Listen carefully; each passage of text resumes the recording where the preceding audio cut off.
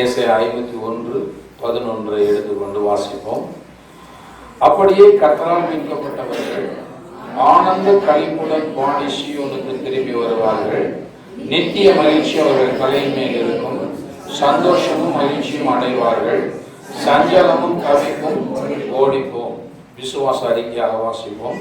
அப்படியே கர்த்தரால் மீட்கப்பட்ட நாங்கள் ஆனந்த களிப்புடன் பாடி சீயோனுக்கு திரும்பி வருவோம். நித்திய மகிழ்ச்சி எங்கள் தலையின் மேல் இருக்கும். சந்தோஷமும் மகிழ்ச்சியும் அடைவோம். சஞ்சலமும் கவிப்பும் ஓடிப்போம். கரங்களை தட்டி தேவனை மகிமைப்படுத்துவோம். ஹல்லேலூயா. மகிழ்ச்சியை பெருக பண்ணுகிறவரே உமக்கு ஸ்தோத்திரம். சஞ்சலங்களை விலக்கி போடுகிறவரே, கவிப்பை அகற்றி போடுகிறவரே உமக்கு நன்றி நன்றி நன்றி நன்றி. இந்த வசனத்தை மையமாக வைத்து நாம் பார்த்து கொண்டே வருகிறோம். கர்த்தரால் மீட்கப்பட்டவர்கள் ஆனந்த களிப்புடன் பாடி சீயோனுக்கு வருவார்கள். ஒரு மகிழ்ச்சி. கடந்த வாரத்திலே நாம் தேவனை ஆராதிக்கும்படி உருவாக்கப்பட்ட ஜனங்கள், ஆராதிக்கும்படி தான் அந்த மீட்பே ஆரம்பமானது என்பதை குறித்து கடந்த வாரத்திலே சொன்னேன். நமக்கு இந்த சிறையிருப்பிலிருந்து பாண்ட் ஸ்லேவ்ஸ் அந்த உலகத்தில் இருந்த மனிதர்களை, பிறப்பிலேயே அடிமையாக இருந்தவர்களே தேவன் எதுக்காக மீட்டார் அப்படின்னு கேட்டால், அவரை நாம் ஆராதிக்கும்படி, அவருக்கு ஆராதனைகளை செலுத்துவதற்காகவே தேவன் நம்மை மீட்டெடுத்திருக்கிறார். உங்களுக்கு ஒரு வைத்தியர் இருக்கிறார், உங்களுக்கு சுகம் உண்டாக இருக்கிறது, நீங்கள் பலன் அடைவீர்கள் அப்படிங்கிற இந்த நற்செய்தியே நமக்குள்ள ஒரு பெரிய சந்தோஷத்தை உண்டு பண்ணுகிறது. இங்க மட்டும் வராமல் இருந்தோம்னா நம்ம நம்பிக்கையை இழந்து போய் நம்மளது உலகத்தோட அழிந்து போயிருப்போம். நாளாக யோசிச்சுவாங்க, பசியோடும் பட்டினியோடும் உடுத்துற துணி இல்லாம வீட்டை விட்டு துரத்தப்பட்டு அனாதையாய் சுற்றி தெரிந்த அந்த வாலிப நாட்கள்ல எங்கேயுமே நம்பிக்கை கண்ணுக்கு முன்னாடி தெரியாது. யாருக்கு போய் சொன்னாலும் உன் பிரச்சனை ரொம்ப பெருசா இருக்குது, எப்படி வந்துருக்கிறது தெரியலன்னு சொல்லுவாங்க, இது தீராது அப்படின்னு தான் சொல்லுவாங்க. ஆனா எப்பொழுது சபைக்கு வந்தோமோ அங்கு வந்த உடனே நற்செய்தி பிரசவிக்கப்படுகிறது. உனக்கு ஒரு எதிர்காலம் இருக்கு, தேவன் உன்னுடைய வாழ்க்கையில வெளிச்சமா மாற்றுவார், உன் இருள் மறையும், உன் கண்ணீர் துடைக்கப்படும், கர்த்தர் உன்னுடைய தரித்திரத்தை அவர் ஏற்றுக்கொண்டுட்டார், உனக்கு ஒரு ஐஸ்வர்யம் உண்டாயிருக்கிறது. இந்த நற்செய்தி பாத்தீங்கன்னா மிகப்பெரிய ஒரு சந்தோஷத்தை கொடுக்கும். இது எப்படி கேட்டா, அனுதினம் ஆகாரம் கிடைக்காம வயிறு பசியா இருந்தா கூட மனசு சந்தோஷமா இருக்கு. நான் அப்படிதான் இந்த ரட்சிப்பை அனுபவிக்க ஆரம்பிச்சேன். பசியோடு கோயிலுக்கு வருவேன், பட்டினியோடு கோயிலுக்கு வருவேன். ஆனால் இங்க கிடைக்கிற இந்த நற்செய்தி இருக்க, அது பாத்தீங்கன்னா அவ்வளவு ஒரு மனதை சந்தோஷமாய் மாற்றும். சரி, நமக்கு ஒரு எதிர்காலம் இருக்கு, நம்ம நம்பிக்கையோடு வாழலாம், நம்மளை கர்த்தர் கண்டிப்பா தூக்கி எடுத்து நிலைநிறுத்துவார், நாம் இந்த சமுதாயத்தில் வாழ முடியும், வெற்றி சிறப்போம். அந்த நற்செய்தி தான் இன்றைக்கு வாழ்க்கையை இன்பமாய் மாற்றி இருக்கிறது. இல்லைன்னா இந்த உலகத்துல போய் நான் உட்கார்ந்துட்டு என் பிரச்சனையை எங்க அப்பா வீட்டோடு துரத்து விட்டாரு, எனக்கு காசு இல்லை, பணமே இல்லை, வேலையும் இல்லை, அனாதையா தர்றேன் அப்படின்னா ஒருத்தர் நீ பொழைக்கவே முடியாத, சாக வேண்டியதை ஏற்று வாழ்ற, செத்து போனதான் அந்த உலகம் சொல்லிட்டு இருந்துச்சு. நீ எதுக்காக வாழ போற, என்ன சாதிக்க முடியும் உன்னால, கூட உதவி செய்ய ஒருவனுமே இல்லைங்கிற, வேலையும் இல்லைங்கிற, எங்க பண்ண போற வாழ்க்கையில. அதுக்கு சீக்கிரம் ஈஸியா ஒரு வாழ்க்கையை முடித்துக்கொள். நீங்க நிறைய பேர் அப்படிதான் தற்கொலை பண்ணி சாகுறாங்க உலகத்துல. இந்த உலகத்துல பிரச்சனை இருந்து உலகத்துல போய் சொன்னா இந்த உலகம் அவனுக்கு சொல்ற வழி காண்பிக்கலன்னா, இந்த உலகம் அவனுக்கு ரொம்ப கஷ்டம், இன்னொரு உலகத்துக்கு எனக்கு போயிருக்கு, சீக்கிரம் செத்து போகும். ஆனால் இங்க வரும்பொழுதுதான் இந்த நற்செய்தி நமக்கு கிடைக்கிறது. உனக்காக ஒரு ரட்சகர் இருக்கிறார், ஒரு மீட்பர் இருக்கிறார், ஒரு வைத்தியர் இருக்கிறார், உனக்கு துணையாளர் ஒருவர் இருக்கிறார், உன்னை அவர் சுமந்து காக்கிறவர், உன் பாவங்களை மன்னிக்கிறவர், வாழ்வழிக்கிறவர். அப்ப இந்த சுவிசேஷம் தான் ஒரு பெரிய மன மகிழ்ச்சியை முதலாவது கொண்டு வருகிறது. மனமகிழ்ச்சியோடு கர்த்தருக்கு ஆராதனை செய்ய ஆரம்பிக்கும் போது வாழ்க்கை சக்கரத்துல அருமையாக பாருங்க, நல்ல ஒரு விடிவெள்ளியாய் நம்முடைய வாழ்வு மாறுகிறது, வெளிச்சங்கள் வீச ஆரம்பிக்கிறது. அப்படிதான் நான் அந்த வாழ்க்கையில அந்த வெளிச்சத்தை அடைந்தேன். அப்படிப்பட்ட அந்த நிலையில இருந்து ஒரு ஒரு நல்ல வெளிச்சமான வாழ்வுக்குள்ள ஒரு நம்பிக்கை துணிக்க ஆரம்பிச்சது கர்த்தரை பின்பற்றின பொழுது. அப்போ அதுக்காக தேவன் என்ன பண்றாருன்னா, மீட்கப்பட்டவர்களை சியோனுக்கு என்ன செய்யறாரா, கொண்டு வருகிறார், சபைக்கு கொண்டு வருகிறார் என்று பார்க்கிறோம். சபை தான் அந்த சியோன் என்பது சபையை குறித்து சொல்லுகிற ஒரு வார்த்தையாக அது இருக்கிறதை பார்க்கிறோம். இன்னும் கூட பாருங்க, வேதத்திலிருந்து நான் உங்களுக்கு சில வார்த்தைகளை காண்பிக்க விரும்புகிறேன். 56 ஏசாயா 56:7 பாருங்க. 56 நான் என் பரிசுத்த பர்வதத்துக்கு கொண்டு வந்து என் ஜெப வீட்டிலே அவர்களை என்ன பண்ணுவாராம்? மகிழ பண்ணுவேன். அவர்களுடைய சர்வாங்க தகனங்களும் அவர்களுடைய பலிகளும் என் பலிபீடத்தின் மேல் அங்கீகரிக்கப்பட்டிருக்கும். என்னுடைய வீடு சகல ஜனங்களுக்கும் ஜெப வீடு எனப்படும். ஜெப வீடுனா என்ன அர்த்தம் அப்படின்னா, ஜெபிக்கும் பொழுது என்ன ஒரு மனநிலை வருதுன்னா, என்னுடைய பாரத்தால நான் அவற்றை என்ன செஞ்சேன், இறக்கி வச்சுட்டான். இனிமேல் நான் துக்கமா இருக்க வேண்டியது இல்லை அப்படின்னு உண்மையாக ஜெபத்தை பற்றிய அறிவு இருக்கிற மனுஷன் ஜெபித்த உடனே அவனுக்குள்ள ஒரு சந்தோஷம் என்ன செய்யுது. பிறகு அண்ணாருடைய வாழ்க்கையில அதை பார்க்கிறோம். ஏழையுடைய சமூகத்துல போய் அவள் மன கிளேசத்தெல்லாம் என்ன செய்யறான், கொட்டி ஜெபம் பண்றான். ஜெபம் பண்ணி முடிச்சவன் வேதம் சொல்லுது, அதுக்கப்புறம் அவர் துக்கமா என்ன செய்யலையா இல்லன்னு போடுது. அப்ப என்ன ஆச்சு, மகிழ்ச்சி வந்துச்சா இல்லையா? கர்த்தருடைய வீட்டுல போய் ஜெபம் பண்ணும் பொழுது மகிழ்ச்சி அங்க என்ன செய்யறது, வருகிறது. ஆனால் ஜெப வீடுனாவே ஒரு மகிழ்ச்சியின் வீடு. எல்லாம் சொல்லுங்க, என்னுடைய ஜெப வீடு எனக்கு மகிழ்ச்சியை கொடுக்கிற ஒரு வீடு. அப்ப என்ன சொல்றாங்க, ஜெப வீட்டுல கொண்டு கர்த்தர் என்ன பண்றாராம் பாருங்க, அவர்களை மகிழ பண்ணுங்க. நம்மளை இங்க ஆண்டவர் சந்தோஷமா இருக்க பண்ணுகிற தேவன். ஜெப வீட்டிலே நம்மளை மகிழ்ந்து இருக்க பண்ணுகிற தேவன். ஏன்னா இங்க வந்த உடனே கர்த்தர் நம்முடைய பாரத்தை எல்லாம் என்ன செய்யறோம், வைக்கிறோம். ஆண்டவர்கிட்ட சொல்றோம், ஆண்டவரே அவ்வளவு கஷ்டத்தோடு வந்திருக்க, வேதனையோடு வந்திருக்க, இதை நீர் ஏற்றுக்கொள்ளும், என்னுடைய பாரங்களை எல்லாம் நீர் ஏற்றுக்கொள்ளும். அப்ப உண்மையாகவே அவர் ஏற்றுக்கொள்ளுகிறார் விசுவாசம் உங்களுக்கு இருந்துச்சுன்னா, துக்கத்தோடு வந்தீங்கனாலும் வெளியே போகும்போது சந்தோஷத்தோட போவாங்க. ஏனென்றால் தேவன் உங்கள் துக்கங்களை சந்தோஷமாய் மாற்றுகிறவர், உங்களுக்குள்ள மகிழ்ச்சியை பெருக பண்ணுகிறவர். அவர் இந்த வீட்டுல வச்சு நம்மளை மகிழ்ந்து இருக்க பண்ணுகிறார். சிலர்களை சர்ச்சினுடைய அந்த தன்மையை என்ன என்பதை மக்கள் புரியாமல் இருக்கிறாங்க. வரும்போதும் அழுகையோட இங்க அழுதுட்டு போகும்போதும் அந்த அழுகையை தூக்கிட்டு போற மாதிரி போறாங்க. நான் சொல்றேன், கர்த்தர் உங்கள் ஜெபங்களை கேட்கிறவர், விண்ணப்பங்களை கேட்கிறவர் என்ற விசுவாசம் உங்களுக்கு வருமானால் நீங்க கண்ணீரோட வந்திருக்கலாம், வெளியே போகும்போது களிப்போடு நீங்கள் போவீர்கள். தேவன் நம்மை மகிழ்ந்து இருக்க பண்ணுகிறவர். சர்ச்சுனா அதான், சபை என்றால் மகிழ்ச்சியின் உறைவிடமாக இருக்கிறது. இங்க அழுகைக்காக அல்ல, இங்க வந்ததுக்கு அப்புறம் நம்முடைய அழுகையை சந்தோஷமாய் தேவன் என்ன பண்றாரு, மாற்றுகிறவராக இருக்கிற. அழுகை கண்ணீர் எல்லாம் சந்தோஷமாய் மாறக்கூடிய ஒன்றாக இருக்கிறது. சந்தோஷமாய் நம்முடைய கண்ணீரை சந்தோஷமாய் மாற்றுகிறவராக அவர் இருக்கிறார். அதை நாம் மனதிலே கொள்ள வேண்டும். இங்கே பார்க்கிறோம், அவர் இந்த வீட்டு ஜெப வீட்டிலே அவர்களை மகிழ பண்ணுவேன். அவர்களுடைய சர்வாங்க தகனங்களும் அவர்களுடைய பலிகளும் என் பலிபீடத்தின் மேலே அங்கீகரிக்கப்பட்டிருக்கும். என்னுடைய வீடு சகல ஜனங்களுக்கும், எல்லா மனுஷனுக்கும். என்ன தெரியுமா, எல்லா மனுஷனும் இங்க சந்தோஷத்தை பெறலாம். சகல ஜனங்களுக்கும் ஜெப வீடு அப்படின்னு சொன்னா எல்லா ஜனத்துக்கும் மகிழ்ச்சியை கொடுக்கிற ஒரு வீடு. எல்லாருடைய துக்கங்களுக்கும் இங்க பதில் இருக்கிறது, எல்லாருடைய கண்ணீருக்கும் பதில் இருக்கிறது, எல்லாருடைய பலவீனத்திலிருந்தும் விடுதலை இருக்கிறது. ஆகவே சகல ஜனங்களுக்கும் இது ஒரு மகிழ்ச்சியின் வீடு. யார் வேணாலும் இங்க வரலாம். எத்தனையோ மனிதர்கள் இந்த இடத்துல ஒரு ஜெபத்தை பண்ணும்போது அவங்களுடைய வாழ்க்கை அப்படியே மாறுகிறதையும் பார்க்கிறோம், கண்ணீர் துடைக்கப்படுகிறதையும் பார்க்கிறோம். ஏனென்றால் கடவுள் ஒரு மகிழ்ச்சியை இந்த இடத்திலிருந்து கொடுத்து கொண்டே இருக்கிறார். துக்கங்களை மாற பண்ணுகிற ஒரு வீடு. அதனாலதான் சஞ்சலமும் தவிப்பும் உன்னை விட்டு நீ சியோனுக்கு வந்துட்டீங்கன்னா, சஞ்சலமும் தவிப்பும் உன்னை விட்டு என்ன செய்யணும்.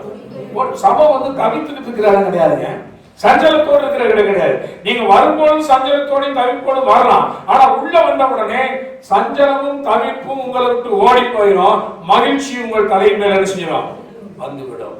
ஆகவே இங்க நல்ல ஜாய்ஃபுல்லா இருக்கிறத நம்ம பழகணும். எல்லாம் நல்ல சந்தோஷமா பாட்டு பாடுறோம், வெற்றி உண்டு பாட்டு பாடுறோம், கர்த்தரை நல்ல மகிழ்ச்சியோடு கர்த்தருக்கு நம்ம ஆராதனை செய்யணும். இங்க உட்காந்து தீருமோ தீராதோ, கஷ்டம் மாறுமோ மாறாதோ, வியாதி குணமாகுமோ குணமாகாதோ சொல்லி உட்காந்து அழுதுகிட்டு இருக்க கூடாது.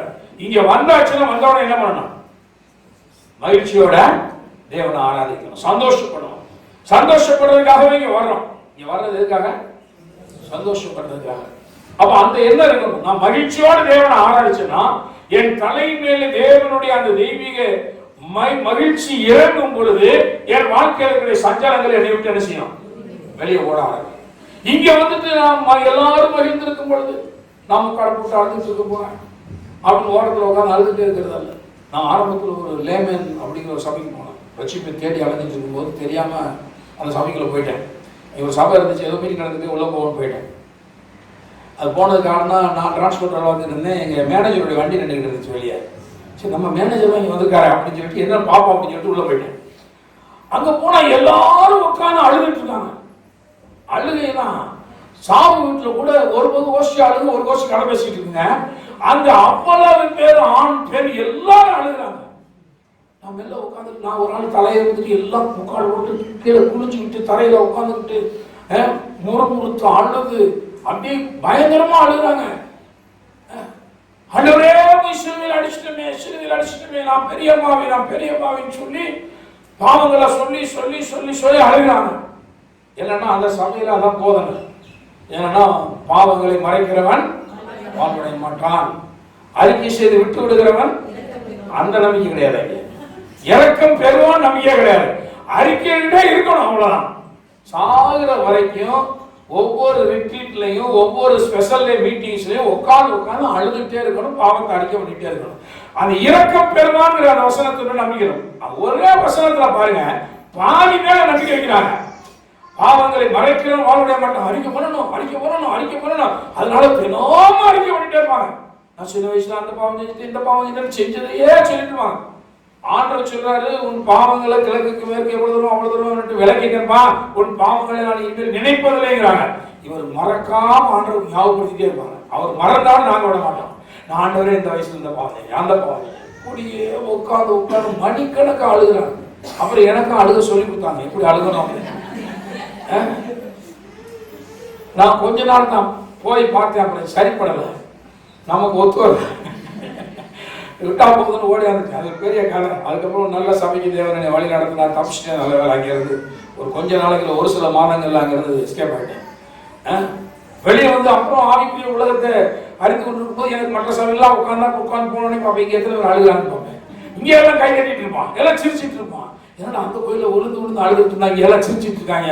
இது நல்ல கோயிலான்னு சந்தேகம் வர அளவுக்கு, ஏன்னா சிரிக்கிற கோயிலா இருக்கேன். சில பேர் அப்படி நினைக்கிறாங்க, சிரிக்கிற கோயிலாம் இது என்ன நல்ல கோயில் மாதிரி தெரியலையா? நான் சொல்றேன், சிரிக்கிற கோயில் தான் நல்ல கோயில். தேவன் அவருடைய வீட்டுல என்ன பண்றாரு, நம்மள மகிழ பண்ணுகிறார் என்று பார்க்கிறோம். இங்க உட்காந்து அழ பண்றாரு போடல. இங்க வந்தாச்சுன்னா அவர் சொல்றாரு, என்னுடைய ஸ்பிரிட் ஆஃப் ஜாய் உன் தலைமையில வைக்கிறேன், உன்னுடைய சஞ்சலங்கள் தவிப்புகளும் அதோட வெளியே வழிகிறாரு. அது இங்க வராது அப்படிங்கிறாரு. அப்ப மகிழ்ச்சி தான் நம்முடைய வாழ்வை ஊன்ற கட்டுகிற ஒன்றாக இருக்கிறது. கர்த்தருக்குள் மகிழ்ந்திருங்க, அதுதான் உங்களுடைய பலன் என்று வேதம் சொல்லுகிறது. அழுகையும் துக்கமும் உங்கள் பலவீனத்தை அதிகரிக்க வேண்டும்.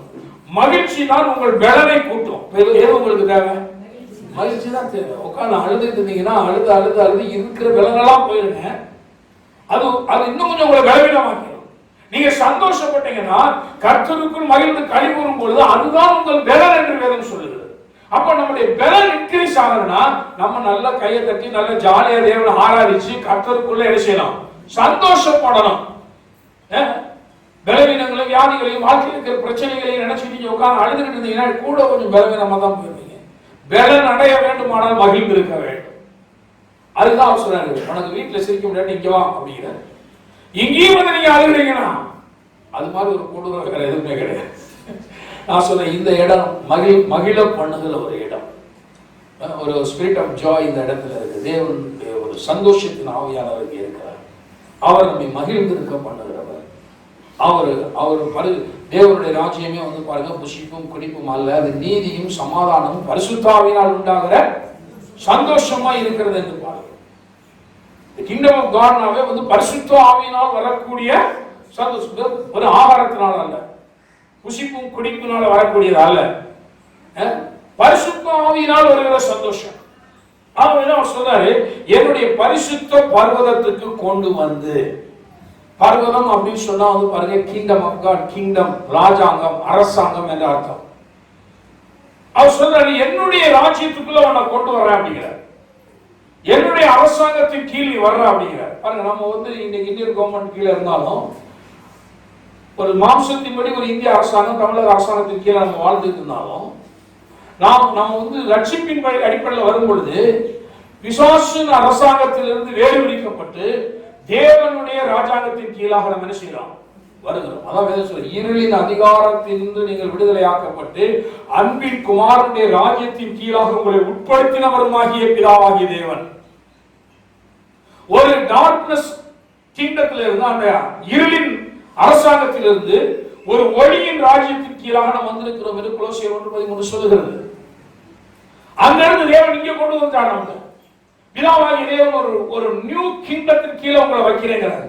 ஒரு புதிய ராஜாங்கத்தின் கீழ் நாம் இருக்கிறோம். அப்ப இந்த ராஜாங்கத்தை நாம் புரிந்து கொள்ள வேண்டும்.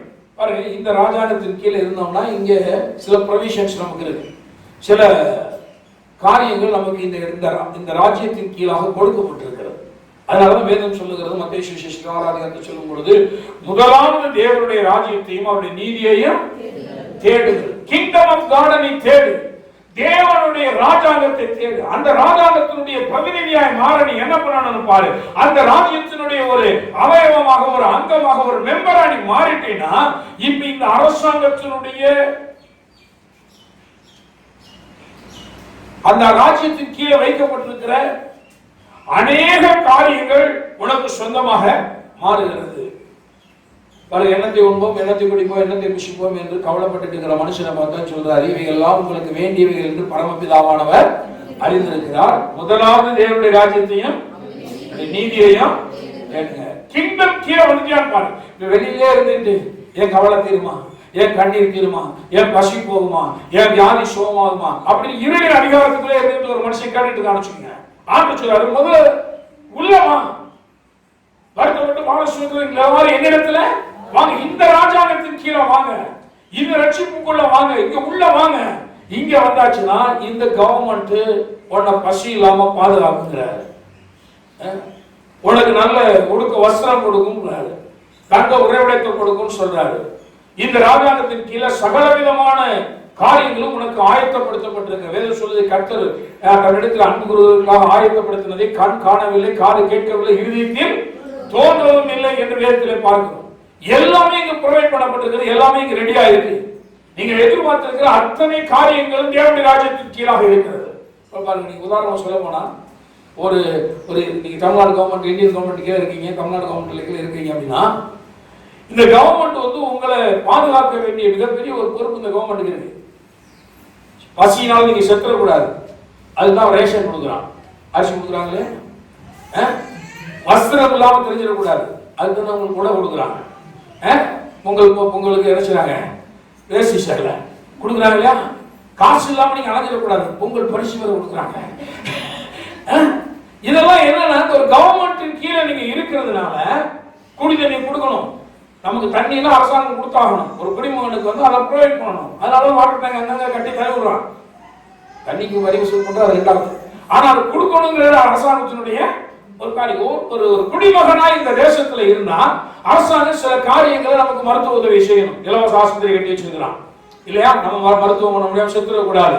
ஏன்னா இதெல்லாம் ஒரு அரசாங்கத்தின் கீழே இருக்கும் பொழுது அந்த அரசாங்கத்தினுடைய ஒரு பராமரிப்பு மனிதர்களுக்கு இருக்கணும். அதனாலதான் பாருங்க, அரசு போக்குவரத்துகள் எல்லாமே இருக்கு பாருங்க, எல்லாமே கவர்மெண்ட் நமக்கு என்ன செய்யுங்க, ப்ரொவைட் பண்ணி வச்சிருக்கு. நம்ம அதை ஒரு சின்ன சின்ன தொகைகளெல்லாம் கட்டுறோம். ஆனா அதை நிர்வகித்து அரசாங்கம் என்ன பண்ணுது, என்னுடைய ராஜ்யத்துக்கு கீழே இருந்தா நீ இதெல்லாம் என்ன செய்யலாம், அனுபவிக்கலாம், உனக்கு அனுபவிக்க உரிமை இருக்கிறது அப்படின்னு சொல்லி இதை கொடுத்துருக்கு. அப்ப நான் சொல்ல, ஹெவன்லி கவர்மெண்ட் கீழே நீங்க வரும் பொழுது பரலோக அரசாங்கம் இங்க நமக்கு நிறைய காரியங்களை இந்த வேதத்துல வாக்கு பண்ணுது. அப்போ இந்த பரலோக ராஜ்யத்தின் கீழே வரும் பொழுது முதலாவது நான் சொல்லுகிறேன், மகிழ்ச்சியை இந்த ராஜ்யம் வாக்கு பண்ணுகிறார். ஹல்லேலூயா. பாவ மன்னிப்பை வாக்கு பண்ணுகிறார். இங்க வந்துட்டீங்கன்னா உன்னுடைய பாவங்கள் இனிமேல் என்ன செய்யப்படாது, நினைக்கவே படாது. இந்த ராஜாங்கத்துக்குள்ள வந்துட்டீங்கன்னா இனிமேல் உன்னுடைய பாவத்தை நான் நினைச்ச மாட்டேன், நினைக்க மாட்டேன். கிழக்குக்கு மேற்கு எவ்வளவு தூரமோ அவ்வளவா உன்னுடைய பாவங்களை உன்னை விட்டு நினைச்சுக்கிறேன், விலக்கி போடுறேன். இனிமேல் அதை நினைக்கவா. ஏன்னா இந்த கவர்மெண்ட் என்ன செய்யுதுன்னா பாவங்களை மன்னிக்கிறது. இந்தியன் கவர்மெண்ட் என்ன பண்ணுது, பாவங்களை தண்டிக்கிறது, ஜெயில கட்டி வச்சிருக்கான். பாவம் பண்ணிட்டியா, இங்கேவா, உனக்கு ஒவ்வொரு பாவத்துக்கு தகுந்த மாதிரி என்ன செய்யறான், ஒரு தண்டனை, 1 வருஷமா 2 வருஷமா 6 மாசமா ஆயுள் தண்டனையோ தூக்கு தண்டனையோ தண்டனை போடுறான். ஆனா இந்த ராஜாங்கத்துக்குள்ள வந்துட்டா இந்த ராஜாங்கம் என்ன பண்ணுது, பாவங்களை மன்னிக்கிறது, நோய்களை குணமாக்குது. இலவசமாய் கர்த்தர் வந்து அற்புதமாய் சுகம் அளிக்கிற அந்த ராஜாங்கத்தின் கீழே இங்க வரும் பொழுது பாருங்க, தாகத்துக்கு தண்ணீரை கொடுக்கிறாரு. இது தேவன் வந்து பாருங்க, இந்த உலகத்துல நமக்கு என்னெல்லாம் வேணுமோ எல்லாவற்றையும் இந்த ராஜாங்கத்தின் கீழே தேவன் நமக்கு வைத்து வைத்திருக்கிறார். அதனாலதான் வேதம் சொல்லுது, முதலாவது தேவனுடைய ராஜ்யத்தையும் அவருடைய நீதியையும். இப்ப பாருங்க, நான் என் பரிசுத்த பர்வதத்துக்கு கொண்டு வந்துங்கிறார். எதுக்கு கொண்டு வர, இந்த ராஜாங்கத்தின் கீழே கொண்டு வந்து இங்க நான் உங்களை மகிழ்ந்திருக்க பண்றேன் அப்படிங்கிறார். பாருங்க, இன்னைக்கு இந்தியன் கவர்மெண்ட்டுடைய ஒரு ஆளுகை இருக்கு அப்படின்னா, அந்த ஆளுகையினுடைய ஒரு டாப் மோஸ்ட் கவர்னிங் பிளேஸ் எதுன்னு கேட்டா பார்லிமெண்ட் இல்லையா? பாராளுமன்றம் நாடாளுமன்றம்ங்கிறோம், பாராளுமன்றம்ங்கிறோம். அந்த நாடாளுமன்றம் என்ன பண்ணுது? நாட்டையே பண்ணுது, ஆளுகிறது. அங்குதான் சட்டங்கள் இயற்றப்படுகிறது. அதுதான் இருக்கிறதுலே பவர்ஃபுல்லான ஒரு இடம். தமிழ்நாடு இருந்தீங்கன்னா ஒரு சட்டசபை, அது இருக்கிறதுல தமிழ்நாட்டில் மிகவும் முக்கியமான வலிமையான ஒரு இடம். அங்க இருந்த சட்டங்கள் பிரயோகிக்கப்படுகிறது. அங்க ஒரு சட்டம் இயற்றம் அப்படிதான் நீதிமன்றம். அங்க இயற்றப்படுற சட்டத்தை தான் நீதிமன்றங்கள் எடுத்து அதை பிரயோகிக்கிறது. அது டாப் மோஸ்ட் கவர்னிங் பிளேஸ் எதுன்னு கேட்டா, நாடாளுமன்றத்தை மேல சொல்லலாம், கீழே வந்தா சட்டசபையை செய்யலாம், சொல்லலாம். நான் சொல்றேன், சபை என்பது பரலோக அரசாங்கத்தினுடைய ஆளுமை மிக்க ஒரு இடமாக இருக்கிறது. தேவன் இங்குதான் ராஜரீகம் பண்ணுகிறார். இந்த சபை என்ற அமைப்பு தான் பரலோக அரசாங்கத்தினுடைய ஆளுகை வெளிப்படுகிற ஒரு சட்ட சபையாக, ஒரு பாராளுமன்றமாக இருக்கிறது. நானும் நீங்கள் அது ஒரு மெம்பர்ஸ் இருக்கிறோம். ஹல்லேலூயா. நீங்க பாருங்க, ஒரு எம்எல்ஏ அப்படிங்கிறோம், மெம்பர் ஆஃப் லெஜிஸ்லேட்டிவ் அசெம்பிளி. அவங்க ஒரு பாராளுமன்றத்தில் சொல்றாங்க எம்பிஸ், மெம்பர் ஆஃப் பார்லிமெண்ட். நாங்க பாராளுமன்றத்தினுடைய ஒரு மெம்பரா இருக்கிறோம். அவருக்கு பாராளுமன்ற மெம்பர்னா அவன் அழுதுட்டாருப்பா, எவ்வளவு சந்தோஷம். எம்எல்ஏவா இருக்க அவருக்கு சந்தோஷம் இருக்காரு, அவன் பக்கத்தில் இருக்கிற சந்தோஷத்தை பார்க்கணும். எம்எல்ஏ எங்க சித்தப்பா அம்மலை பெரியப்பா தான் என்ன சந்தோஷம். ஒரு எம்எல்ஏ எம்பி துக்கமா இருக்கிறாங்களா? சொல்லுங்க. அப்ப நானும் நீங்களும் துக்கமா இருக்க முடியுமா? இருக்கவே முடியாதுங்க. ஏனென்றால் நம்ம ஹெவன்லி கவர்மெண்டினுடைய ஆளுமை நிறைந்த ஒரு சபையிலே, சட்ட சபையிலே, ஒரு பாராளுமன்றத்திலே, பரலோக அரசாங்கத்தின் கீழாக நாம் ஒரு அவயவமாக இந்த சபையில வைக்கப்பட்டிருக்கிறோம். அதுக்காக எல்லா கரங்களை தட்டி தேவனை ஸ்தோத்திரிப்போம். ஹல்லேலூயா. சபைனா என்னங்கிற ஒரு வெளிச்சம் நமக்கு வரணுங்க. அந்த வெளிச்சம் வந்துச்சுன்னா நான் ஒரு சபையில அவயவமாக இருப்பதை குறித்து நான் சந்தோஷப்படுவேன். அந்த ஒரு காரியமே எனக்கு போதுமானது. உலகத்திலே இருளின் அதிகாரத்தின் கீழே சுற்றி திரிந்து கொண்டிருந்தேன். அங்க இருந்து தேவன் கொண்டு அவருடைய இந்த பாராளுமன்றத்தில் என்னை ஒரு மெம்பர் ஆஃப் பார்லிமெண்டா, ஹெவன்லி கவர்மெண்டினுடைய ஒரு மெம்பர்ஸா இந்த இடத்துல அவர் வச்சிருக்கிறாரு. இங்கு அதிகாரங்கள் இருக்கிறது பாக்குறோம். அதுல மெம்பர் ஆஃப் பார்லிமெண்ட்ஸ் வரும்போது அதுல அமைச்சர்கள் வர்றாங்க, பெரிய பெரிய பிரைம் மினிஸ்டர் வர்றாங்க. எல்லாம் பாருங்க, அந்த அதிகாரங்கள் அங்கு பகிர்ந்து கொடுக்கப்படுகிறதை பார்க்கிறோம். நான் சொல்றேன், ஒவ்வொரு சபையின் அங்கத்தினருக்கும் பரலோக தேவனுடைய ஆளுமையும் அதிகாரங்களும் பகிர்ந்தளிக்கப்பட்டிருக்கிறது. இந்த சபை என்பது ஒரு ஆளுமை நிறைந்த இடம். தேவன் இங்கு ராஜரீகம் பண்ணுகிறார். தேவனுடைய பிள்ளைகள் அந்த அதிகாரத்தை செலுத்துகிறவர்களாக இருக்கிறோம். அதனாலதான் தேவன் சொல்றாரு, கட்டவனுக்கு நான் உனக்கு அதிகாரம் கொடுக்கிறேங்கிறார். நான் உனக்கு அதிகாரம் கொடுக்க, சர்ப்பங்களை தேர்களை மிதிக்கவும் நான் உனக்கு அதிகாரம் கொடுக்கிறேங்கிறார். யாருக்கு இந்த அதிகாரம்? மெம்பர்ஸா சபையில, ஜாயன்ல, இந்த சியோன் என்ற சபையிலே ஒரு மெம்பரா இருக்கிற ஒவ்வொரு மனிதனுக்கும் அந்த அதிகாரம் இருக்கிறது. இந்த அதிகாரத்தை நாம் பிரயோகிக்க முடியும். ஆவி மண்டலத்தில் பிரயோகிக்க முடியும், குடும்ப வாழ்க்கையில பிரயோகிக்க முடியும். இதை உணர்ந்தவனே நான் செயல்படணும். இன்னைக்கு ஒரு எம்எல்ஏ எம்பி ஒரு அதிகாரத்தை அவங்களுக்கு வரம்புகளுக்கு உட்பட்ட அதிகாரங்கள் இருக்குங்க. அந்த அதிகாரத்தை அவங்க செயல்படுத்தினாலும் அதுக்கு கீழே இருக்க டிபார்ட்மெண்ட் எல்லாம் சரியா வேலை செய்யும். நான் சொல்ல, உங்களுக்கு கீழே இருக்க டிபார்ட்மெண்ட்லாம் ஒழுங்கா வேலை செய்யும். எப்போ நீங்கள் ஒரு இந்த சபையாகிய சியோன்ல நீங்க ஒரு மெம்பரா இருக்கீங்க, அதிகாரம் படைத்தவர்களாக இருக்கிறீர்கள் என்பதை நீங்கள் உணர்ந்த அந்த அதிகாரத்தை செலுத்தும் பொழுது, நான் என்ன போகுமான்னு தெரியலங்க. யாராவது எம்எல்ஏ அப்படி சொல்லுவாங்களா? காலரை தூக்கிட்டு போய் சொல்றான், நான் சொல்ற செய்யும். அதிகாரம் இல்லாத இடத்துல கூட போய் மிரட்டிட்டு இருக்கான். காலரை தூக்கி நான் சொல்ற மாதிரி செய்யும். நான் சொல்றேன், நாம் அப்படிதான் அதிகாரத்தை பயன்படுத்தணும். இயேசு நாமத்தினால தேவன் சொல்றாரு, உன்னை இந்த வீட்டில மகிழ்ந்திருக்க பண்ண போகிறேன். இந்த வீடு உன்னுடைய சந்தோஷத்தின் வீடு. அதுக்காக நான் என்னுடைய பர்வதத்துக்கு உன்னை நான் கொண்டு வருகிறேன் அப்படிங்கிறார். சபைன்னு சொல்லும் போது அற்பமான எண்ணங்கள்.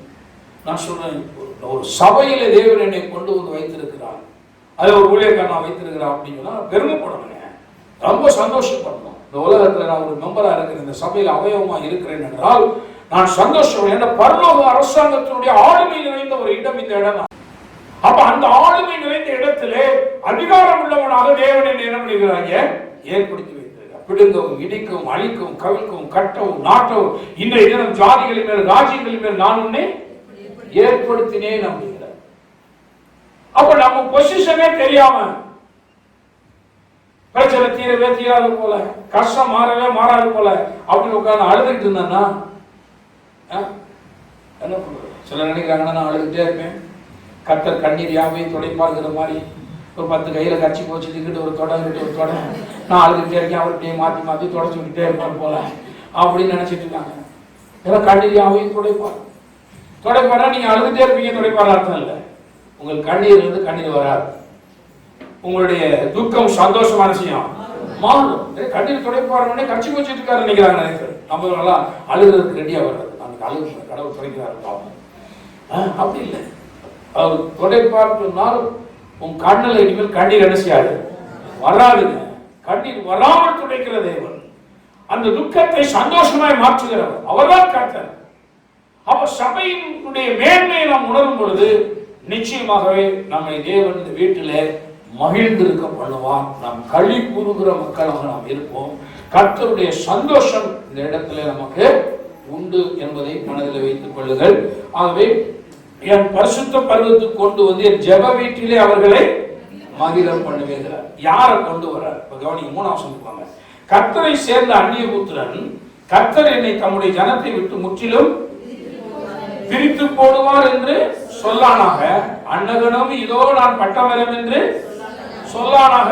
நிறைய பேர் பழைய பாட்டில் வந்து பாத்தீங்கன்னா சில நேரங்களில் இஸ்ரேல் ஜனங்கள் போய் புறஜாதி மக்களோட சம்பந்தம் கலந்து பிள்ளைகள் கல்யாணம் பண்ணி திருமணம் பண்ணி அப்படிலாம் வாழ்ந்தவங்களை கூட ஒரு குறிப்பிட்ட காலகட்டத்தில் தேவன் என்ன பண்றாருன்னா, இவங்க அந்த புற மார்க்கத்தினுடைய கலாச்சாரத்தை கொண்டு வந்து பழக்க வழக்கங்களை விக்கிரக ஆராதனை கொண்டு வந்து இஸ்ரேல் ஜனங்களை கெடுத்து விட்டார்களுக்காக அந்த அந்நிய ஸ்திரீகளை எல்லாம் வந்து புறமே தள்ளுங்கள் என்று சொல்லி அவங்களை புறம்பாக்கி இருக்கிறாங்க, டைவோர்ஸ் பண்ணியிருக்கிறாங்க, தள்ளி விட்டுருக்கிறாங்க.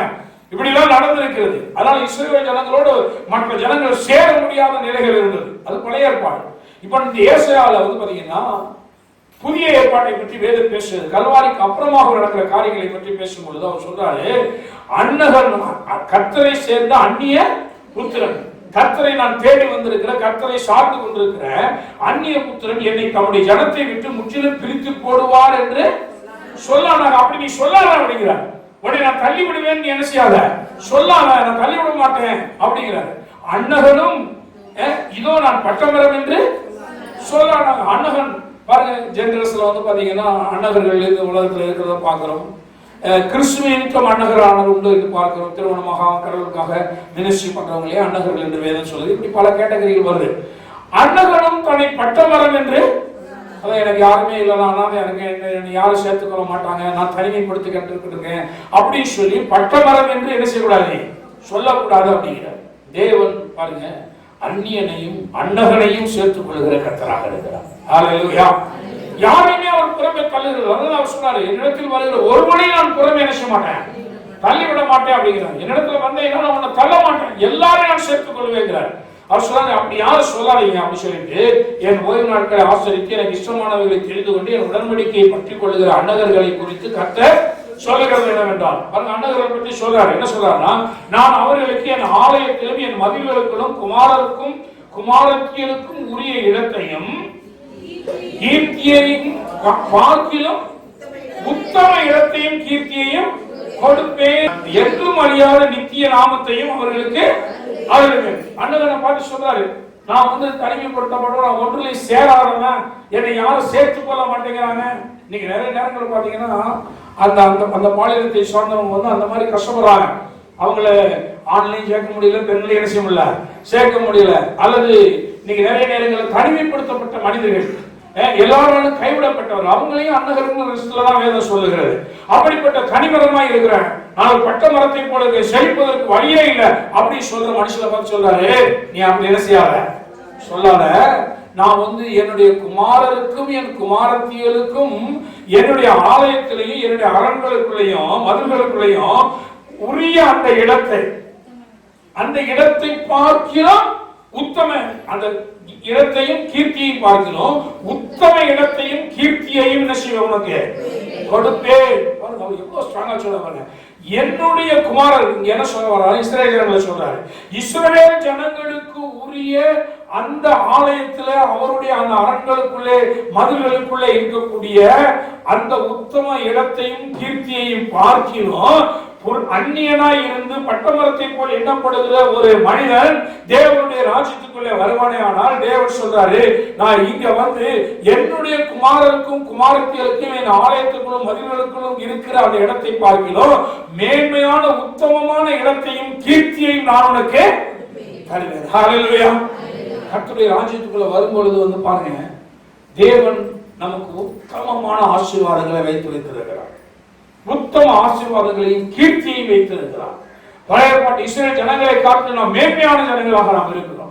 அவர்களுக்கு உண்டாயிருக்கிற கீர்த்தியையும் புகழ்ச்சியையும் காட்டிலும் தேவன் நம்மை கீர்த்தியும் புகழ்ச்சியுமாக வைக்கிற தேவனாக இருக்கிறார். இதான் நியூ டெஸ்டமென்ட், இதான் புதிய உடன்படிக்கை.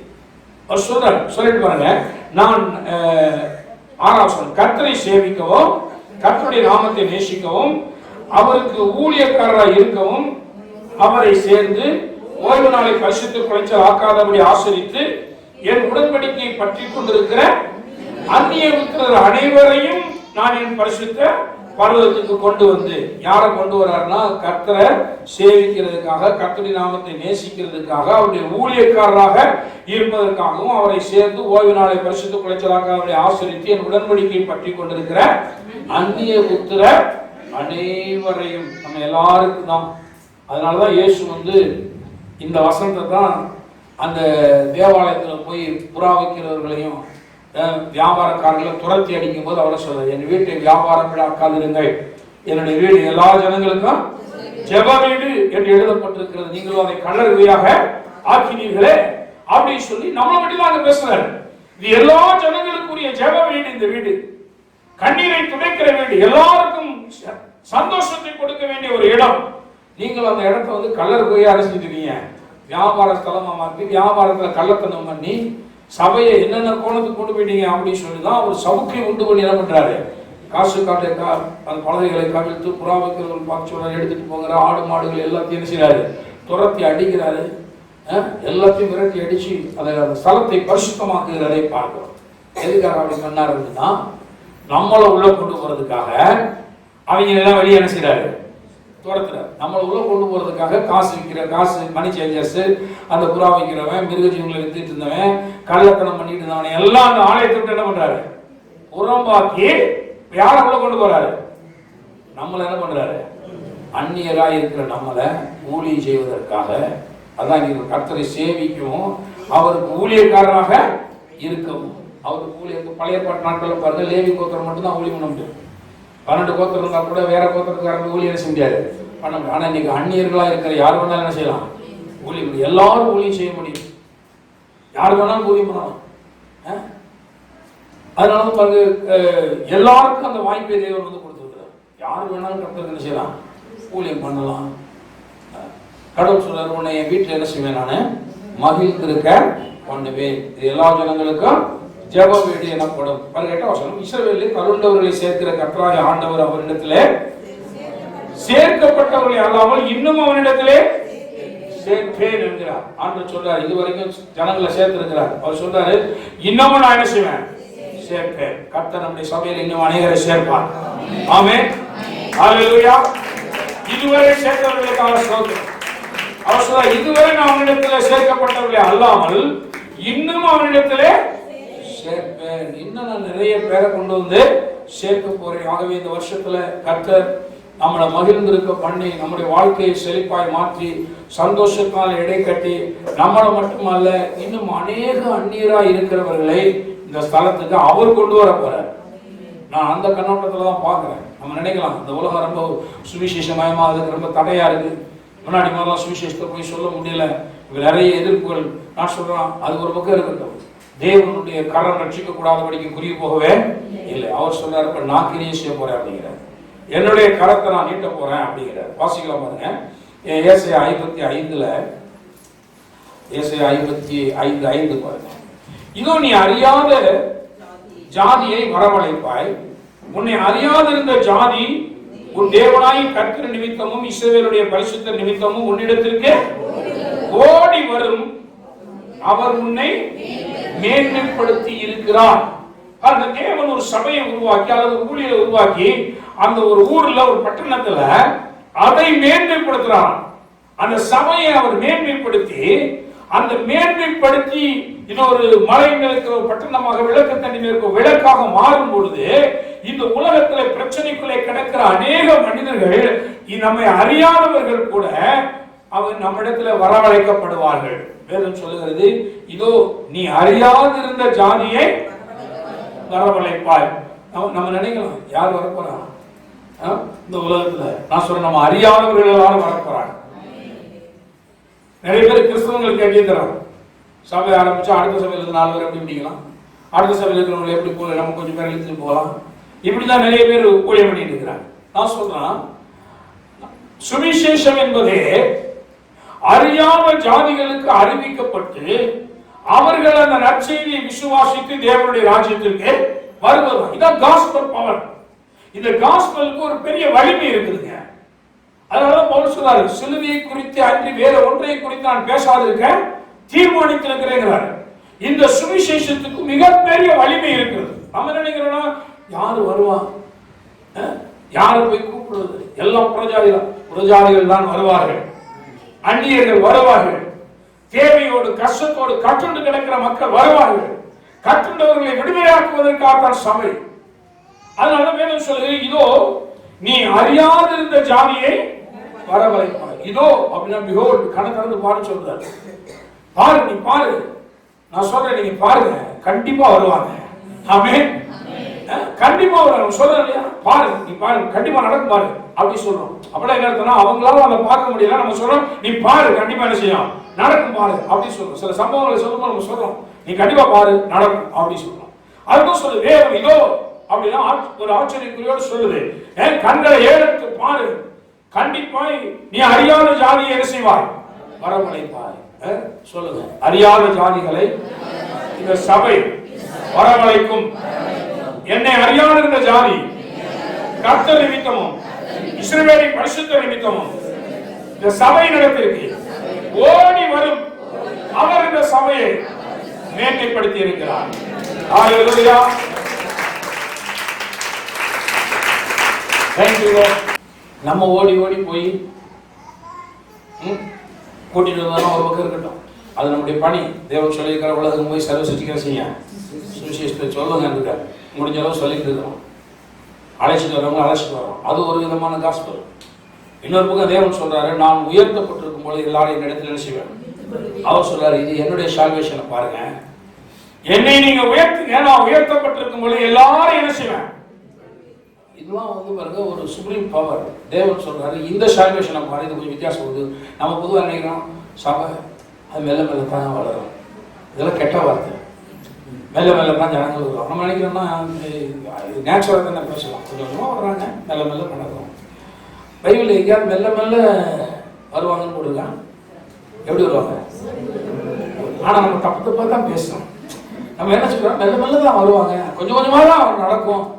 அப்போ நம்ம நினைக்கிறோம், இதை சொல்லிவிட்டு நம்ம ரொம்ப சரியாக பேசிட்டோம்னு நினச்சிட்டு இருக்கிறோம். சபைகள் வேகமாய் வளராததுக்கு காரணம் நம்மளுடைய இந்த கெட்ட வார்த்தை தான். நாம என்ன சொல்றோம், முதல்ல சொல்லிடுறோம் மெல்ல மெல்ல தான் வருவாங்க, அப்புறம் கொஞ்சம் கொஞ்சமா தான் வருவாங்க, கொஞ்சம் கொஞ்சமா தான் பெருகும். இந்த கொஞ்சம் கொஞ்சம் மெல்ல மெல்லங்கிற வார்த்தையெல்லாம் நம்ம அகராதியில இருந்து எடுத்துக்கணும். இந்த வருஷத்துல ஜனங்கள் திரள் வருவார்கள். எல்லாம் சொல்லுங்க, ஜனங்கள் திரள் வருவார்கள், ஓடி வருவார்கள். திரும்ப சொல்லுங்க, ஜனங்கள் திரள் வருவார்கள், எங்களுடைய சபையை நோக்கி ஓடி வருவார்கள். ஹalleluya. நம்முடைய நாட்டை ரொம்ப சரிப்படுத்த வேண்டியது. நாம நம்முடைய மூளை யோசிக்கிறபடியே பேசக்கூடாது, பைபிள் சொல்றபடி என்ன செய்யணும், பேசணும். பைபிள் சொல்லுது ஓடி வருவார்கள். நீ அறியாத ஜாதியை வரவழைப்ப அவங்க மெல்ல மெல்ல வருவாங்கன்னு போட்டுருக்கா. எப்படி போட்டுருக்கு, உன்னிடத்திற்கு ஓடி வருவார்கள், ஓடி வருவார்கள். கர்த்தர் சொல்றாரு, அவன் ஓட்டமா என்ன செய்வான், ஓடி வருவான். அவனுக்கு ஓடி வர வேண்டிய அவசியம் அவனுக்கு வரப்போகிறது. அவன் சபையை நோக்கி அவங்க எல்லாரும் ஓடி வருவார்கள், ஏகமாய் கூடி வருவார்கள். ஓடி வருவார்கள், ஏகமாய் கூடி வருவார்கள். வசனம் காட்டும் பாருங்க, 60ஆம் அதிகாரம் 4ஆம் வசனம். சுற்றிலும் உன் கண்களை ஏறெடுத்து பார், சுற்றிலும் உன் கண்களை எப்படி பாரு, ஏறெடுத்து பாருனாம இருக்கிறத பார்க்காதுன்னு சொல்றாரு அர்த்தம். இருக்கிறத என்ன செய்ய வேண்டாம், ஒருவேளை கொஞ்சம் கொஞ்சமா நாங்கள் வந்து இருக்கலாம், அதை பார்க்கல. நீ எப்படி பார்க்கணும்னா ஓடி வருவதை தரிசனமா என்ன செய்யணும், பார்க்கணும். நீ பார்த்தா ஓடி வருவார்கள், பார்த்தால் ஓடி வருவார். ஏராளமான பேரு நீ பார்க்கும் பொழுது ஓடி. அப்ப நம்ம முதல்ல நம்மளை சரிப்படுத்த, நம்ம கண்ணை சரிப்படுத்த வேண்டியிருக்கு, நம்ம விசுவாச பார்வையை சரிப்படுத்த வேண்டியிருக்கிறது. கடவுள் இந்த நாட்கள் வந்து பாருங்க, நம்முடைய பார்வையும் நம்முடைய பேச்சையும் சரிப்படுத்த விரும்புகிறார். புதிய ஏற்பாட்டில் நம்முடைய பார்வையும் பேச்சும் சரியாகுமானால், நான் சொல்றேன், பழைய ஏற்பாட்டு ஊழியர்களை காட்டிலும் மகிமையான ஊழியம் என்று பார்க்கிறோம். ஒரு பெரும் திரள் கூட்டம் சபை இடத்துக்கு ஓடி வரும். பெரும் திரளான மக்கள் இந்த பட்டணத்தில் ரட்சிப்பை காண்பார்கள். பூரா இதுவரை இயேசு அறியாமல் தான், அவனா அறிய போறான். அந்த மக்களுக்கு தான் இந்த இயேசு தேவை, அவர்களை தான் இந்த இயேசு வரவழைக்க போகிறார். ஹல்லேலூயா. வேதவசனம் தெளிவாய் சொல்லுகிறது, உன்னிடத்திற்கு அவர்கள் ஏகமாய் கூடி வருவார்கள். அவர்கள் எல்லாரும் ஏகமாய் கூடி உன்னிடத்திற்கு வருவார்கள். அப்போ ஓடி வருவாங்கன்னு போட்டிருக்கு, ஏகமா கூட்டம் கூட்டமா வர போறாங்க. ஆமென். ஹல்லேலூயா. இந்த ரட்சிப்பு அவ்வளவு வேகமா போகுது, அவ்வளவு வேகமாய் கிரியை செய்ய வல்லமை உடையது என்பதை நான் விசுவாசிக்கிறேன். திரளான ஜனங்கள், இடம் போதாது என்று சொல்லக்கூடிய அளவில் இந்த வருஷத்துல கர்த்தர் பெரிய காரியங்களை செய்ய போகிறார். இந்த காரியம் இந்த வருஷத்துல நம்முடைய எய்ம் அதுதான். கடவுளுடைய இந்த வார்த்தையை மனதின்பாக நான் பதிக்க விரும்புகிறேன். ஏகமாய் வருவார்கள் என்று பார்க்கிறோம், ஓடி வருவார்கள் என்று வேதம் சொல்லுது. மறுபடியும் நம்ம அந்த இடத்துக்கு வருவோம் பாருங்க.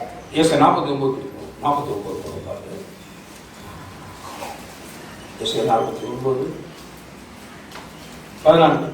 சீயோனோ சபை, சீயோனோ என்னது, சபை எப்படி பேசுவாங்க பாருங்க. கர்த்தர் எங்களை கைவிட்டார், ஆண்டவர் எங்களை என்னை மறந்தார் என்று சொல்லுகிறார். நிறைய பேர் இந்த சோக பாட்டு பாடுறதுதான் ரொம்ப பேர் பிடிக்கும். பாட்டுலேயே நிறைய பாட்டு இருக்கு. சிலர் பார்த்தீங்கன்னா ரொம்ப சோகமா இருந்தாங்கன்னா அந்த சோகமா போடுற பாட்டை போடுங்க. அந்த பாட்டெல்லாம் கொஞ்சம் ரசிச்சு, ஏன்னா என் சோகத்துக்கு அது நினைச்சது கொஞ்சம் ஒத்து வருது. ஒரே ஸ்விங்ல அந்த ஊஞ்சல் ஆடுற மாதிரி. அதுவும் யாராவது உற்சாகம் பண்ணானே உங்களுக்கு பிடிக்காது. நான் சோகம் இருக்கேன், என்ன உற்சாகமா பாடிட்டு இருக்காங்க, நான் சோகமா இருக்கேன் சிரிச்சு சிரிச்சு பாடிட்டு இருக்காங்க, எழுச்சலாம் வரும் உங்களுக்கு. கைவில்லை அதெல்லாம் கொடுத்துருக்க அழுகிறவர்களோட கூட கொஞ்சம் அழுகா அவனுக்கு ஆறுதல் ஆகும். அவன் அழுகும் போது நம்மளும் அழுகா ஒரு ஆறுதல். ஆனா நான் சொல்ல விடுதலை என்பது அழுகிறவனை சிரிக்க வச்சாதான் விடுதலை. ஆறுதல்ங்கிறது வேற, விடுதலைங்கிறது வேறங்க. சும்மா ஏதோ ஒரு கம்ஃபர்ட் பண்றதுக்காக நானும் பக்கத்துல உட்காந்து வச்சு கொட்டிட்டு இருந்தோம், ஐயோ ஆகி போச்சு அப்படின்னா கொஞ்சம் அப்படியே அவங்க கொஞ்சம் பரவாயில்ல, நம்ம மேல இவ்வளவு கரிசனையா வருத்தப்படுறாங்களே அப்படின்னு அவங்க நினைச்சுக்கலாம், அவ்வளவுதான். ஆனால் விடுதலை என்பது வேறு. வேதனை சொல்லுகிறது, சீயோன் குமாரத்தி என்ன சொல்றாங்கன்னா, கர்த்தர் என்னை கைவிட்டார், ஆண்டவர் என்னை மறந்துட்டாரு. கடவுள் கைவிட்டாரு, மறந்துட்டாரு சொல்லிட்டு இருக்காங்க. ஆண்டவர் திருப்பி பதில் சொல்றாரு, மறந்துட்டாருன்னு எப்படி சொல்றாரு, கைவிட்டாருன்னு எப்படி சொல்றாரு அப்படின்னு சொல்லிட்டு அவர் சொல்றாரு, ஸ்திரீயானவள் தன் கற்பத்தின் பிள்ளைக்கு இறங்காமல் தன் பாலகனை மறப்பாளோ? நம்மள்ட்ட கேள்வி கேட்கிறார். மறந்துட்டே சொல்றியே, நீ உன் பிள்ளைய மறந்துட்டான்னு கேட்கிறார். டைரக்டா நம்மள்ட்ட அப்படியே கேட்கிறார், நீ வந்து கற்பத்தில் தரித்து பெற்றெடுத்த பிள்ளையை மறந்துவியா? பதில் சொல்லுங்க, மறந்துடுவீங்களா? மறந்துடுவீங்களான்னு கேட்கிறாரு. மறக்க மாட்டோம். அப்ப அதான் ஆண்டு கேட்கிறாரு, என்னைய மட்டும் மறந்துட்டேன்னு சொல்றாரு. அப்ப தேவன் என்ன பண்ணிருக்கிறாரு, நம்மை பெற்றெடுப்பதற்காக கற்ப வேதனை காட்டிலும் அதிகமான வேதனைப்பட்டிருக்கிறார் இயேசு கிறிஸ்து. சிலுவையிலே நமக்காக அடிக்கப்பட்டார், நொறுக்கப்பட்டார், வாதிக்கப்பட்டார். மிகப்பெரிய ஆக்கினை அவர் ஏற்றுக்கொண்டார். ஒரு பெண்ணு கற்ப வேதனைப்படுறதே அவ்வளவு பெருசு நீ நினைச்சேனா, உனக்காக நான் நரக வேதனையை பட்டிருக்கிறேன், நான் எப்படி உன்னை மறப்பேன், நான் உன்னை எப்படி கைவிடுவேன்? நிறைய பேர் கடவுள் என்னை கைவிட்டாரு, கடவுள் என்னை மறந்துட்டாரு, அதான் நான் இப்படி ஆயிட்டேன். கர்த்தர் சொல்றாரு, நான் எப்படி மறப்பேன்? நீ உன் பிள்ளை மேல உனக்கு விழாக்கார இருந்துச்சுன்னு சொன்னா, உன்னை நான் ரட்சிப்பதற்காக பூமியின் வயிற்றிலே 3 நாள் அளவும் நானே அங்க போய் இருந்து வேதனைப்பட்டு மறுபடியும் உனக்காக மீட்பை உண்டு பண்ணினேனே, நான் எப்படி உன்னை மறப்பேன்? நான் எப்படி உன்னை மறப்பேன்? ஆகவே பிசாசு சொல்லுகிற பொய்யை என்னைக்குமே ஏத்துக்கிட்டாங்க. கர்த்தர் உன்னை மறந்துட்டாரு, உன்னை கைவிட்டாரு, சபை கைவிட்டுருச்சு, ஊழியர் கைவிட்டாரு, உலகம் என்னை கைவிட்டுருச்சு. ஆண்டு சொல்ல, நான் உன்னை மறப்பது. அவர் சொல்றாரு, அவர்கள் மறந்தாலும் நான் உன்னை. ஒருவேளை நீ நினைக்கலாம், ஆமாமா அவங்க பிள்ளைய விட்டு வேணாம்னு சொல்லிட்டாங்க, அவங்க பெத்த பிள்ளைய கூட வேணாம்னு சொல்லிட்டாங்க. ஒரு சிலர் அப்படி சொல்லலாம், ஆனா எல்லா தாய்மாரும் அப்படி கிடையாது. எல்லா தாய்மாரும் அப்படி கிடையாது. ஏதோ 1-2 பேர் வேணா பெத்த பிள்ளைய ஏதோ ஒரு காரணத்தினால கைவிட்டுருக்கலாம். ஆனா சொன்ன அவர்கள் மறந்தாலும், ஒருவேளை அதுல 1-2 பேர் மறந்தா கூட நானும் நினைச்ச மாட்டேன், மறக்க மாட்டேன். நான் உன்னை பெற்றெடுக்கிறதுக்கு நான் பட்ட கஷ்டம் எனக்கு தான் தெரியுங்கிறார் கர்த்தர்.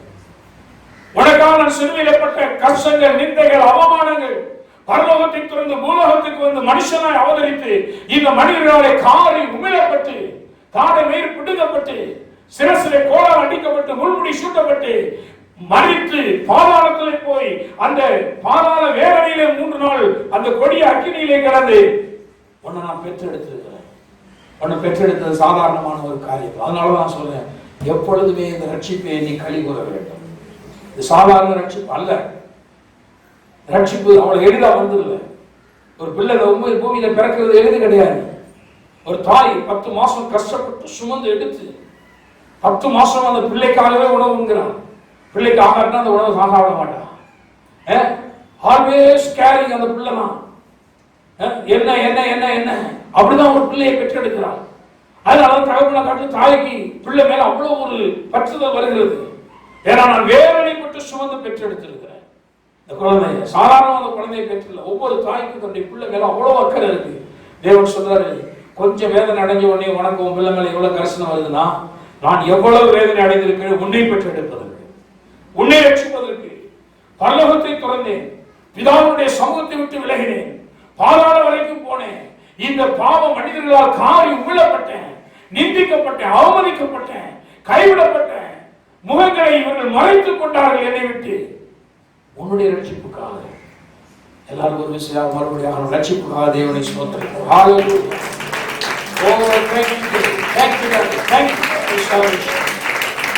நேர்மையான ரட்சிப்புக்காக நன்றி என்று சொல்லுகிறோம். நன்றி நன்றி நன்றி நன்றி. எப்பவுமே மறந்துடக்கூடாது, இந்த சால்வேஷனை மறந்துடக்கூடாது. இது விலையேற பெற்றது. உலகத்தில் என்ன கிடைக்குது கிடைக்கல, அதெல்லாம் 2வது செகண்டரி திங். அதெல்லாம் நான் கேட்டேன், எனக்கு பைக் கொடுக்கல, கார் கொடுக்கல, வீடு கொடுக்கல, நகை நட்டு வாங்கி கொடுக்கல, அதெல்லாம் நத்திங் மேட்டர். மேன்மையான ரட்சிப்பை தேவன் நமக்கு கொடுத்திருக்கிறார். மேலான ரட்சிப்பு நமக்கு இருக்கிறார். அதை எண்ணி பார்க்க வேண்டும், அதை எண்ணி பார்த்து மகிழ வேண்டும். வேதம் இங்கே சொல்லுகிறது, நான் அவர்கள் மறந்தாலும் நான் நினைச்ச மாட்டேன், மறப்பதில்லை. இதோ என் உள்ள கையிலே உன்னை வரைந்திருக்கிறேன், உன் மதில்கள் எப்போதும் என் முன் இருக்கிறது. சொல்றாரு, உள்ள கையில உன்னை நான் வரைஞ்சு வச்சிருக்கேன்பா, என்னை மறந்துட்டேன் நீ சொல்லாது. அங்கங்க எழுதி வச்சா கூட மறந்து போய் சொல்லிட்டு, எப்பொழுதும் நான் உன்னை பார்க்கணுங்கிறக்கா என் கையிலேயே உன்னை நினைச்சிருக்கிறேன், எழுதி வைத்திருக்கிறேன். யோசிச்சு பாருங்க, உங்க பேர் இயேசுநாதர் கையில் இருக்கு. ஹல்லேலூயா. இதுக்கு மேல என்னங்க ஸ்லாக்கியம் வேணும்? அவங்க கையிலே எழுதி வச்சிருக்கு. என்ன ஒரு அற்புதமான காரியம். சொல்ற, உள்ள கையில நான் உன்னை வந்து வரைந்திருக்கிறேன். உங்க பேரை மட்டும் இல்லைங்க, உங்களையே படம் போட்டு வச்சிருக்கிறாங்க. அவர் பார்த்தா உங்க மூஞ்சி தான் பார்க்கிறார், நீங்க அவர் மூஞ்சியை பார்க்குறீங்களான்னு பாருங்க. காலத்தில் இருந்துச்சு, அவர் தினமும் உங்களை பார்க்கிறார். அதனாலதான் ஒரு பெண் சொன்ன, நீர் என்னை காண்கிற தேவன் எல்ரோயி, அவர் டெய்லி உங்களை பார்க்கிறாரு. நிறைய பேர் நம்ம வந்து கடவுளுக்கு தெரியாம தப்பு பண்ணிடலாம் நினைக்கிறாங்க. அவர் கண்ணுக்கு மறைச்சு செய்யறாங்க. அவர் தான் உங்களை உள்ளங்கையிலே வரைஞ்சு வச்சிருக்கிறாரு. அவர் தினமும் உங்களை பார்த்துக்கிட்டு இருக்காரு. அப்புறம் நீங்க அவருடைய கண்களுக்கு மறைவாங்க போவீங்க. அதனால தாவீது சொல்றாரு, செட்டைகளை எடுத்து பூமியினுடைய கடையாந்தரத்துக்கு போனாலும் இது அங்கேயும் என்னை இருக்கிறேன், உன்னுடைய கரம் அங்கேயும் என்னை நடத்துகிறது, உன்னுடைய கண்களுக்கு மறைவாக நான் எங்கேயும் போக முடியாதுங்க. அவர் கையிலே வச்சிருக்கிறார், உங்களை மறைத்து வைத்திருக்கிறார். இப்ப நீங்க இந்த எண்ணத்தோடு பாருங்க, தினமும் இயேசு எழுந்துச்சு, தூணத்தை எந்திரிக்கிறது நம்மள மாதிரியே பேசுறோம். அவர் தினமும் உங்களை காலையில என்ன பண்றாரு, பார்க்கிறார். அவர் கையில பார்க்கிறார் உங்களை. நாம தினமும் அவரை பார்க்கிறோமா? சிலங்களை வார கணக்கா மறந்துடுறாரு கடவுளைய, மாச கணக்கா கூட மறந்துடும். அப்படி என்னைக்கா ஒரு கிறிஸ்துமஸ் வருது, ஞாபகம் கடவுளை போய் பார்க்கணும், புது வருஷம் வருது கடவுளை பார்க்கணும். இல்லைங்க, தினமும் அவர் உங்களை பார்க்கிறார், நீங்கள் அவரை பாருங்க. அதனாலதான் சங்கீதக்காரன் சொல்றான், உங்களுடைய முகத்தை நோக்குங்கள் என்று சொல்லி, கர்த்தாவே உங்களுடைய முகத்தையே நான் என்ன செய்வேன், நோக்கு, உண்மையே பார்க்கிறேன். ஏன்னா அவர் உங்களை பார்த்துட்டு இருக்காரு, வரைஞ்சி வச்சு பார்த்துட்டு இருக்கிறார். அப்ப நாமளும் வரைந்து வைத்து அவரை பார்க்கணும். மறந்துட்டு சொன்னா எழுதி வைக்கணும். அப்பப்போ நம்ம கண்ணில் படுற மாதிரி எழுதி வைக்கணும். பைபிள்லாம் தூக்கி நல்லா தொடச்சி எடுத்து செருப்பில் வச்சு பூட்டிடக்கூடாது. கண்ணில் அப்பப்போ படுற மாதிரி வைக்கணும். அப்பதான் பைபிள் நீங்க படிக்கல அப்படின்னாலும் கொஞ்சம் ஞாபகம் வரும். சில நேரத்தில் சொன்னால் பைபிள் ரொம்ப ஹோலி புக், அதுக்குன்னு ஒரு செல்ஃபை போட்டு மூடி ஒரு திரையை போட்டு வச்சுருவாங்க. நமக்கு ஞாபகமே அந்த பைபிள் படிக்கணுங்கிற ஞாபகம். நான் நிறைய ஆளாக பார்த்துருக்கேன். சொந்தமாக பைபிள் இல்லைன்னு பாஸ்டர் திட்டுவான்னு சொல்லி ஒரு பைபிளை வாங்கி பேர் எழுதி அதை சர்ச்சிலே வச்சுருந்தேன். அவர் தினமும் நம்மளை பார்க்கிறாரு. நான் உன்னை மறப்பதில்லை, வரை உள்ள கையில வரைந்து இருக்கிறேன். அப்போ அவர் தினமும் பார்த்தா நம்ம அவரை பார்க்கணும் வேண்டாமா? கண்டிப்பா அவரை நோக்கி பார்க்கணும். அவரை நோக்கி பார்த்து எல்லாரும் பிரகாசம் அடைந்தார்கள் என்று பார்க்கணும். அவரை கண்ட போதுங்கிற வெட்கம் அடையாது. தினமும் நீங்க நோக்கி பாருங்க. கொஞ்ச நேரமாகும். என்னை காண்கிறவரை நான் காணேன், இவ்விடத்தில் கண்டேன். எல்ரோய் அவர் சொல்றார், என்னை காண்கிறவரை நான் இவ்விடத்தில் கண்டேன். அவர் என்னை பார்த்துட்டே இருக்காரு. என்னுடைய கண்ணீரை பார்க்கிறார், என்னுடைய அழுகையை பார்க்கிறார், என் பிள்ளை சாகிறது அவர் பார்க்கிறார், என்னுடைய துக்கத்தை அவர் பார்க்கிறார், எல்லாத்தையும் பார்க்கறது. அதனால அவர் சொல்றாரு, உன்னை மறந்துட்டு நீ நினைக்காத, நான் உன்னை மறப்பதே இல்லை, உன்னை நினைச்சிட்டே தான் இருக்கேங்கிறார். சொல்றாரு பாருங்க, உன் குமாரர் தீவிரித்து வருவார்கள், உன்னை நிர்மூலமாக்கினவர்களும் உன்னை பாழாக்கினவர்களும் உன்னை விட்டு புறப்பட்டு போவார்கள். அவர் சொல்றாரு, உன்னை யாரெல்லாம் பாழாக்குறாங்களோ அவங்களாம் என்ன செய்வாங்க, உன்னை விட்டு புறப்பட்டு போயிடுவாங்க. உன்னை நிர்மூலமாக்கினவங்களாம் இப்ப இருக்க மாட்டாங்க. ஆனால் உன் குமாரர்கள் தீவிரித்து வருவார்கள். இதுதான் நான் சொல்றேன். இந்த பதங்கள் தான் ரொம்ப முக்கியம். சபைக்கு மக்கள் எப்படி வரப்போறாங்க? தீவிரித்து வரப்போகிறார்கள்.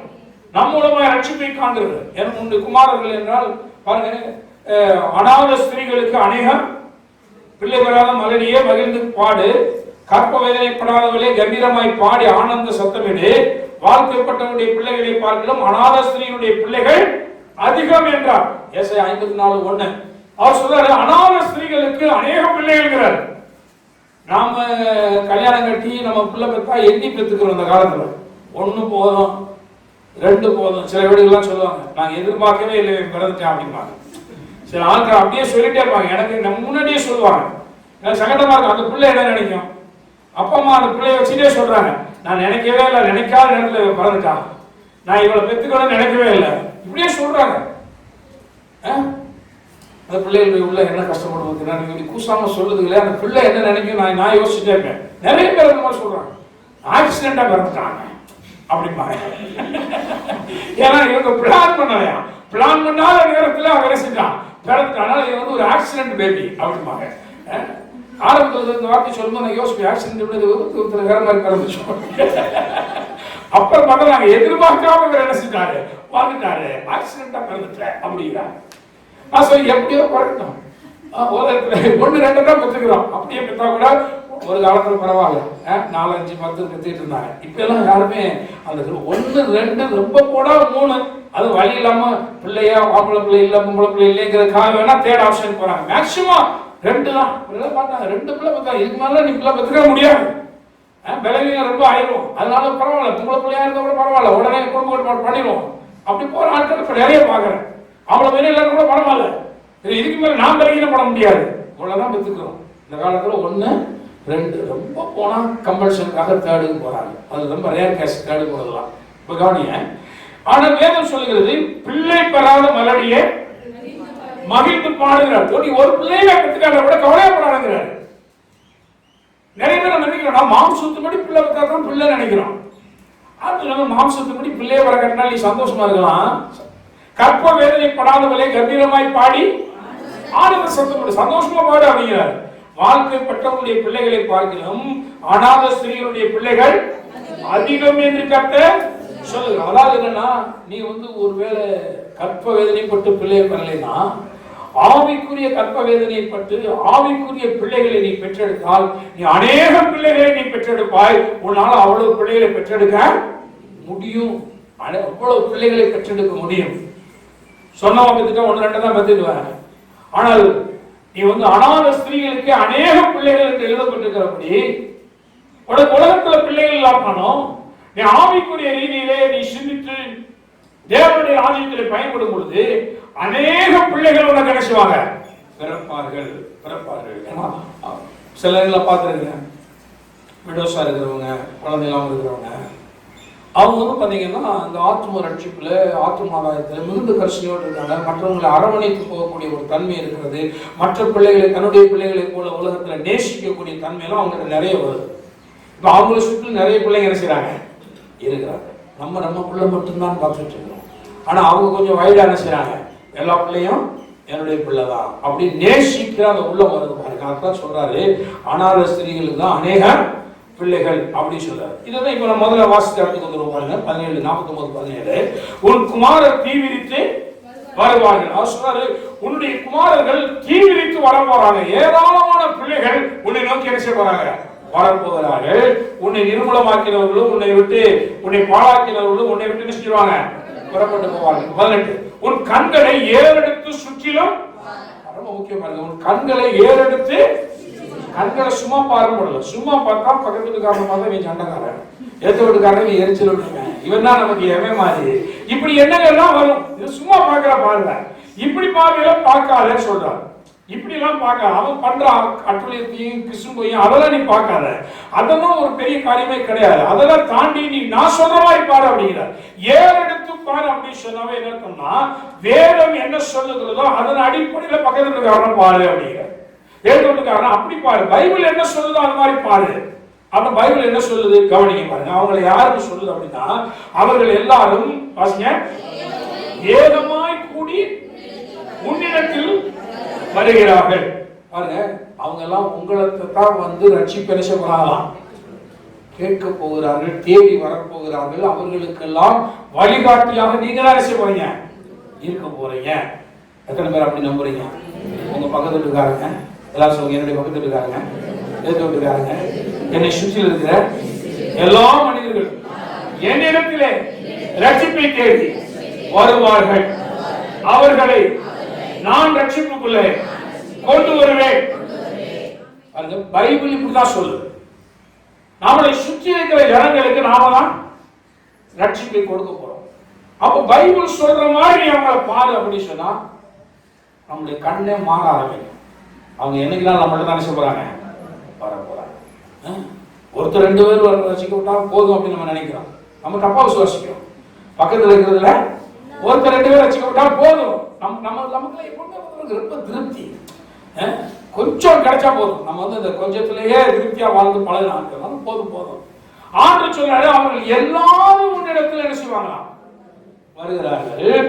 அவர்கள் எல்லாரையும் வாசிய ஆபரணமாக தரித்து மணமகள் அணிந்து கொள்வது போல நீ அவர்களை அணிந்து கொள்ளுவாய் என்று வாசிக்க. இது ரொம்ப முக்கியம். என் ஜீவனை கொண்டு சொல்லுகிறேன் என்று கர்த்தர் உரைக்கிறார். ஹல்லேலூயா. இந்த வார்த்தைக்காக கர்த்தரை நாம் ஸ்தோத்திரிப்போம். ஹல்லேலூயா. அவர் சொல்றார், என் ஜீவன் பேரால் ஆணையா நான் சொல்றேன், உன் பக்கத்துல ரட்சிக்கப்படுவான். எத்தனை பேர் நம்புறீங்க? கர்த்தர் அப்படி சொல்லிருக்காங்க, என் ஜீவன் பேரால் சொல்றேங்கிறார். ஒரு எதிர்வீட்டுக்காரன் ரட்சிக்கப்படுவான், அவனுக்கு விடுதலை உண்டு.